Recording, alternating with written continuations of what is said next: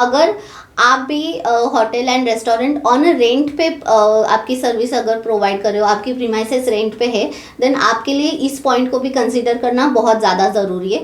आपको बहुत अच्छे से इस पॉइंट को रिलेट करना है आपके बिजनेस के साथ में, या फिर मीन्स आपको प्रॉपर तरीके से एनालिसिस करना होगा कि आपकी प्रीमाइसेस अगर रेंट पे है एंड आप कितना रेंट पे कर रहे हो। बट नॉट ओनली रेंट, मैंने रेंट का एग्जांपल इसलिए दिया क्योंकि अभी आरसीएम को लेके भी चेंजेस हुआ है एंड आप जीएसटी में किस कैटेगरी में रजिस्टर्ड हो। Hello everyone, my name is Chetna Sugandhi. आज का हम डिस्कशन करने वाले हैं जीएसटी के जो नोटिफिकेशंस आए हैं जैन 2025 में। काफ़ी सारे नोटिफिकेशंस आए हैं, जो इम्पोर्टेंट आए हैं उसमें से काफ़ी सारे टॉपिक के ऊपर ऑलरेडी मैंने वीडियोस बनाए हैं। आज हम डिस्कशन करेंगे स्पेसिफिकली चेंजेस जो हुए हैं होटल इंडस्ट्री में। एक्चुअली एक चेंजेस हुआ है जो कि बात करता है होटल इंडस्ट्री में जो टर्म यूज़ होती है स्पेसिफाइड प्रीमाइसेस, उसकी डेफिनेशन अब चेंज हो गई है। एंड डेफिनेशन चेंज होने की वजह से जो रजिस्टर्ड पर्सन है उन्हें जो आगे प्रोसेस करनी है उसमें भी काफ़ी सारे चेंजेस हुए हैं। तो ये सब के बारे में आज का हमारा वीडियो होगा। उसी के साथ साथ जीएसटी में और एक चेंज हुआ था आरसीएम को लेके। अब उस आरसीएम के चेंजेस की वजह से इस इंडस्ट्री में क्या इम्पैक्ट हो रहा है, इसे भी हम एक एग्जाम्पल से समझेंगे। तो इस वीडियो को एंड तक ज़रूर देखें, बहुत इन्फॉर्मेटिव ये वीडियो होने वाला है। अगर आपको हमारे वीडियोस अच्छे लगते हैं देन चैनल को ज़रूर सब्सक्राइब कर लेना। एंड अगर आप फ्री में अकाउंटिंग एंड टैक्सेशन सीखना चाहते हो देन हमारे दूसरे चैनल की लिंक डिस्क्रिप्शन में दी है, जिसमें कि हम फ्री में सारे कोर्सेज डाल रहे हैं। हमारे कोई भी पेड कोर्सेज नहीं है। तो अगर आप या आपके पहचान में कोई भी फ्री में accounting, taxation, GST, income tax सब सीखना चाहते हैं देन आप हमारे उस चैनल को भी ज़रूर विजिट करें एंड सब्सक्राइब भी कर लेना। तो चलिए स्टार्ट करते हैं आज के वीडियो के लिए। हमारे वेबसाइट www.taxgyani.com के इसके ब्लॉग सेक्शन में हमने ऑलरेडी 16 जैन को एक ब्लॉग डाला था, जिसमें कि जैन मंथ में जो भी जीएसटी में मेजर चेंजेस हुए हैं उसके रिलेटेड हमने डिटेल्ड में लिखा है। तो अगर आप डिटेल में रीड करना चाहते हो तो आप हमारे ब्लॉग सेक्शन से रीड कर सकते हो, जिसमें कि आपको ये वाला ब्लॉग देखना है Jain 25 analysis of recent GST notifications, जिसमें मैंने सारे पॉइंट्स को कवर किया है कि कौन से रेट चेंज हुए हैं, क्या क्या चेंजेस हुआ है। आज हम बात करेंगे नोटिफिकेशन नंबर 5/25 की, जो कि हमें बताता है स्पेसिफाइड प्रीमाइसेस के डेफिनेशन के बारे में। ओके, ये वाला आज का हमारा टॉपिक होने वाला है। ठीक है, अब मैंने बताया चेंजेस इन स्पेसिफाइड प्रीमाइसेस। अब अगर आपको पता होगा as per GST rule specified premises किसे कहा जाता है?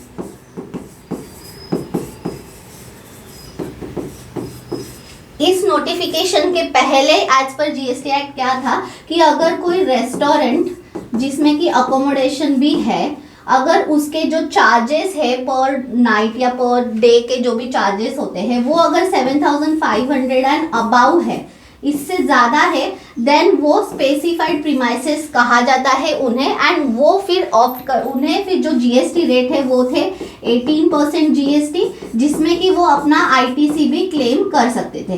तो ये था पहले का सिनारियो। इस नोटिफिकेशन के पहले का सिनारियो ये था। बट अब इसमें चेंज किया गया है इन 55th काउंसिल मीटिंग एंड उसके रिलेटेड जो नोटिफिकेशन है वो ऑलरेडी आ चुका है 16 जैन 25 को। ओके, ठीक है। अब मैंने ये ऑलरेडी डिस्कशन किया था, बट इस वीडियो को आज बनाने का भी मेरा अलग पर्पज़ है। अब देखिए, जैसे कि मैंने बताया स्पेसिफाइड प्रीमाइसेस वही है जिनका कि पर डे का जो चार्जेस है वो है 7,500 एंड अबाउ। देन वो क्या करेंगे, 18% जीएसटी लगाएंगे अपने सेल्स के ऊपर एंड जो भी वो आईटीसी पे करते हैं उसका वो क्लेम ले सकते हैं। लेकिन इसमें ऐसी भी कैटेगरी थी कि अगर कोई 7,500 से नीचे है देन उन्हें 18% नहीं, देन वो 5% जीएसटी लगाते थे, बट उन्हें आईटीसी नहीं मिलता था। अब जहाँ पे ये बात आ जाती है तो यहाँ पे ना इस इंडस्ट्री में काफ़ी लोगों का कंसर्न था कि हमारा इसमें बहुत लॉस हो रहा है। अब लॉस कैसे हो रहा है उसे मैं एक एग्जांपल से बताती हूँ। जैसे कि हम बात कर रहे थे स्पेसिफाइड प्रीमाइसेस, ठीक है। अब ये कौन है जिसका कि जो रेंट है पर डे का वो 7,500 एंड अबाउ है, उन्हें 18% जीएसटी लगाना है एंड वो आईटीसी भी क्लेम कर सकते हैं। ठीक है, ये थी स्पेसिफाइड प्रीमाइसेस की डेफिनेशन। अभी गवर्नमेंट क्या बोल रही है, अच्छा इसमें ये एक केस था, सेकंड है कि अगर 7,500 से कम है देन आपको 5% GST बट नो ITC, ठीक है। मेन कंसर्न ये था। अब इसमें क्या हो रहा था, मैं एक इसका आपको एग्जांपल देती हूँ जिससे आपको और अच्छे से समझ में आएगा कि ये होटल इंडस्ट्री के लिए लॉस कैसे हुआ। अब मान के चलिए कोई मिस्टर ए है, ठीक है, जिनका कि एक रेस्टोरेंट है। अब इस रेस्टोरेंट के लिए वो GST में उन्होंने रजिस्ट्रेशन तो किया, लेकिन उनकी जो अकोमोडेशन है वो 7,500 से कम की है। तो वो क्या करते हैं, 5% GST लगाते हैं, बट उन्हें कोई ITC नहीं मिलता, ठीक है। अब क्या हो रहा है कि ये जो प्रीमाइसेस है रेस्टोरेंट प्लस एकोमोडेशन की, इस बिल्डिंग को उन्होंने लिया है रेंट पे। अब रेंट उनका जो है वो है पर मंथ मान के चलिए 1 लाख रुपीज। अब 1 लाख के ऊपर अगर GST देखे, मान के चलिए उन्होंने जिससे रेंट पे लिया है, अगर रेंट पे अगर उन्होंने किसी रजिस्टर्ड पर्सन से लिया है तो उन्हें वो 18% GST वैसे भी लगा रहा है। बट अगर वो किसी से अनरजिस्टर्ड से लेते हैं तो पहले तो कोई इशू नहीं था, लेकिन जैसे ही 54th 53rd काउंसिल मीटिंग हुई थी, आपको पता होगा कि रेंट के ऊपर भी अब RCM लगने लगा है। तो अनरजिस्टर्ड से अगर आप कोई प्रीमाइसेस रेंट पे लेते हो फॉर बिजनेस पर्पज, देन उसके ऊपर आपको RCM पे करना पड़ता है। मीन्स अभी ये 5% GST लगा रहे, ITC मिल नहीं रहा है। रेंट वो चाहे रजिस्टर्ड वाले को दे या अनरजिस्टर्ड, उन्हें 18% GST तो पे करना ही है, चाहे वो FCM में पे करे या RCM में पे करे, उन्हें पे तो करना ही है। तो 1 लाख के ऊपर वो अप्रोक्सीमेट पर मंथ 18,000 का GST पे कर रहे, लेकिन इसका तो उन्हें कोई बेनिफिट नहीं मिल रहा है। क्यों? क्योंकि 5% GST पे है। अब ऐसे ही अगर वो साल भर का देखोगे आप, 1 लाख इंटू 12 ऑलमोस्ट 12 लाख हो जाता है। 12 लाख की जो GST वो काफ़ी बड़ी होती है। तो यहाँ पे कहीं ना कहीं इस इंडस्ट्री में ये जो रजिस्टर्ड पर्सन है जो कि 5% में आते हैं, इनका नुकसान हो रहा था और कहीं ना कहीं ये एक बहुत बड़ा कंसर्न बन चुका था। अब इसकी वजह से GST में 2 चेंज हुआ है। एक तो हुआ है RCM में, जो कि हमने ऑलरेडी वीडियो बनाया है कि कोई अगर, बट वो जो चेंज हुआ है वो हुआ है किसके लिए, एक RCM में चेंज आया है कंपोजिट डीलर के लिए, जो as a composite GST tax payer है, उनके लिए आया है कि कंपोजिट टैक्स पेयर को इस RCM से क्या किया है, एक्सक्लूड कर दिया है। मैंने डिटेल वीडियो बनाया, आप जरूर जाके चेक कर लेना।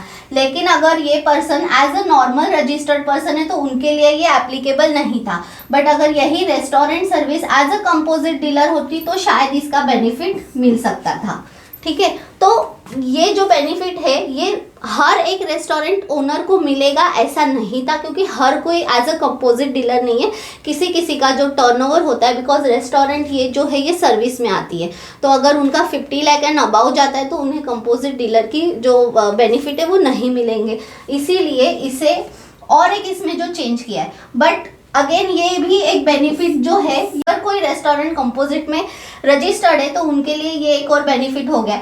बट इसी के साथ साथ जो हम बात कर रहे हैं आज स्पेसिफाइड प्रीमाइसेस की, उसकी वजह से जो भी पर्सन 5% में फॉल कर रहा है इन होटल इंडस्ट्री, उनके लिए वो बेनिफिट हो गया। फिर चाहे वो कंपोजिट में हो या ना हो, वो रेगुलर भी रहेंगे तो भी उन्हें वो बेनिफिट मिलेगा, ठीक है। तो अब स्पेसिफाइड प्रीमाइसेस की जो डेफिनेशन है वो चेंज की है। वो क्या चेंज की है, अब इस डेफिनेशन को हम नोटिफिकेशन से रीड करेंगे। जैसे कि मैंने बताया ये 16 जैन को ही नोटिफिकेशन आ गया था, ऑलरेडी ब्लॉग में हमने डाल दिया था। अब इसे ना उन्होंने चेंज कर दिया है कि जो स्पेसिफाइड प्रीमाइसेस की डेफिनेशन है, जिसमें कि पहले लिमिट था कि अगर आपका 7,500 से ज़्यादा है तो ही आप स्पेसिफाइड प्रीमाइसेस में जाओगे एंड ITC का बेनिफिट मिलेगा, लेकिन अगर आप 7,500 से कम हो तो आप स्पेसिफाइड प्रीमाइसेस में नहीं जा सकते। तो वहाँ पे उन्होंने क्या चेंज किया है, specified premises for a financial year means a premises from where the supplier has provided preceding financial hotel accommodation service having value supply of any unit of having 7,500 rupees per unit और equivalent, ठीक है। A premise for which a registered person supplying hotel accommodation service has filled a declaration on or after 1st of Jan and not later than 31st March of the preceding financial year. Means ये notification क्या बोल रहा है, हम इसकी language के हिसाब से समझते हैं कि अगर आपकी स्पेसिफाइड प्रीमाइसेस अगर आपको डिक्लेयर करना है, बट आपके जो रूम रेंट के चार्जेस है वो अगर बिलो 7,500 है, तो आपको क्या करना है, एक डिक्लेरेशन फॉर्म फाइल करना है.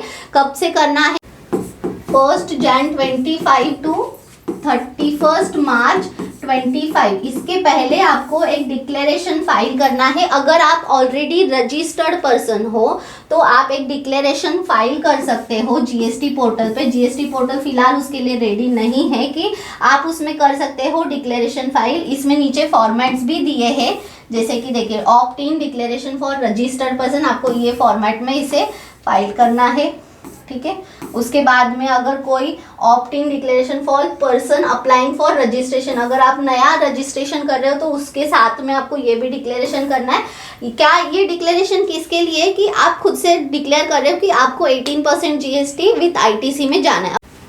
अब उसका बेनिफिट क्या होने वाला है कि आपने अगर आपके रूम चार्जेस मान के चलिए 4,000 रखे हैं, लेकिन आपको उसकी वजह से अगर कोई आईटी से नहीं मिल रहा था, मैंने जैसे एग्जांपल दिया रेंट का, अगर आपका वो पर मंथ 18,000 का लॉस हो रहा है, या मान के चलिए पूरे साल भर में 1 लाख रुपए का भी अगर आपका आईटीसी है वो आप नहीं ले पा रहे हो, वो आप अभी ले सकते हो, इवन दो अगर आपके रूम रेंट के जो चार्जेस है वो 7,500 से कम है फिर भी.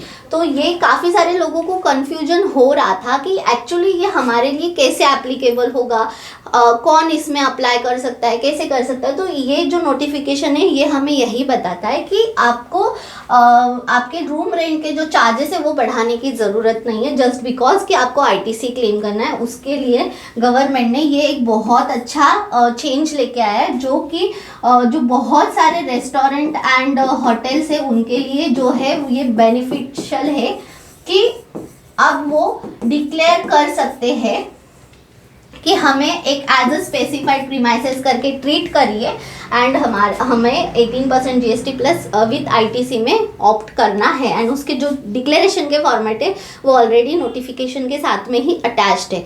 तो अगर आप भी इस कैटेगरी में फॉल करते हो देन आप प्रॉपर तरीके से एक बार वर्किंग कीजिए, प्रॉपर तरीके से एक बार एनालिसिस कीजिए एंड देन डिसाइड कीजिए कि आपको डिक्लेरेशन फाइल करना है या नहीं. बट वो डिक्लेरेशन आपको फाइल करना है बिफोर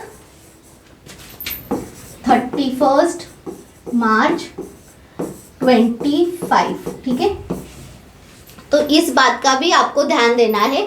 अगर आप डिक्लेरेशन फाइल कर देते हो देन आप आईटीसी क्लेम कर सकते हो. अच्छा, आपने डिक्लेरेशन फाइल कर दिया लेकिन अब आपको लग रहा है कि नहीं मुझे ना 5% विद जीएसटी में जाना है, देन आपको ऑप्ट आउट का भी ऑप्शन दिया है. तो उसके बारे में भी ऑलरेडी मैंने ब्लॉग में लिखा है, तो आप वो ब्लॉग अगर रीड करोगे तो आपको समझ में आएगा. उसका भी फॉर्मेट उन्होंने ऑलरेडी दे दिया है.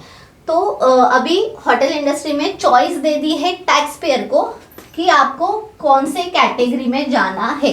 ये अब आपकी चॉइस होगी. अब एज पर जीएसटी रूल जो प्रीमाइसेस की डेफिनेशन थी, जो अमाउंट के ऊपर थी, जो स्लैब उन्होंने लगाया था वो नहीं है. अब टैक्स पेयर खुद चूज कर सकता है कि उन्हें कौन से कैटेगरी में जाना है.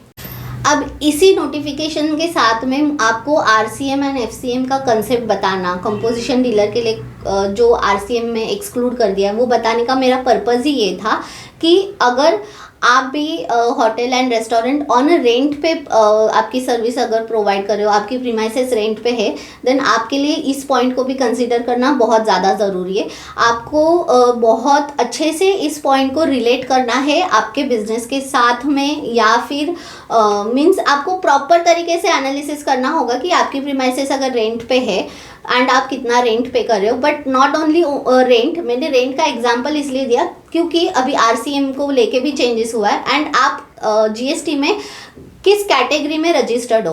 मोस्टली तो काफ़ी सारे लोग, हमारे भी काफ़ी सारे क्लाइंट्स हैं, मोस्टली तो नॉर्मल रजिस्टर्ड पर्सन में ही मतलब रेगुलर जो रजिस्टर्ड टैक्स पेयर है उसी में रजिस्टर्ड होते हैं. बट काफ़ी सारे लोग कंपोजिशन में भी ऑप्ट कर लेते हैं. तो अगर आप ऑलरेडी कंपोजिशन में हो देन आपके लिए कोई प्रॉब्लम नहीं है, आपको ये डिक्लेरेशन देने की ज़रूरत नहीं है क्योंकि ऑलरेडी कंपोजिशन डीलर के लिए आरसीएम को एक्सक्लूड कर दिया. तो वहाँ पर आपको ऑलरेडी जो मेजर पार्ट है, मेजर एक्सपेंस होता है रेंट का, उसमें से आपको जो राहत है वो मिल चुकी है. लेकिन अगर आप एक as a registered regular registered हो एंड अगर आप रेंट के ऊपर जीएसटी दे रहे हो, फिर चाहे वो आप आरसीएम में दे रहे हो या फिर आप डायरेक्टली रजिस्टर्ड पर्सन को दे रहे हो, तो वहाँ पे आपको ये जो डिक्लेरेशन है ऑप्ट इन करना है, उसका बेनिफिट आप ले सकते हो जस्ट ये एक डिक्लेरेशन को फाइल करके। सो आई होप कि आपको ये सारा पॉइंट ऑफ व्यू समझ में आया होगा। अगर फिर भी कुछ भी क्वेरीज है देन आप हमें कमेंट करके पूछ सकते हो, मैं डेफिनेटली कोशिश करूँगी उसका रिप्लाई करने की। वीडियो अच्छी लगे तो चैनल को ज़रूर सब्सक्राइब करें एंड अपने कॉन्टैक्ट्स में अपने फ्रेंड्स एंड रिलेटिव के साथ में शेयर करें, स्पेशली उनके साथ में जो होटल इंडस्ट्री में अपना बिजनेस कर रहे हैं या उस इंडस्ट्री से कुछ ना कुछ काम से रिलेटेड है। So till then, thank you, नमस्ते।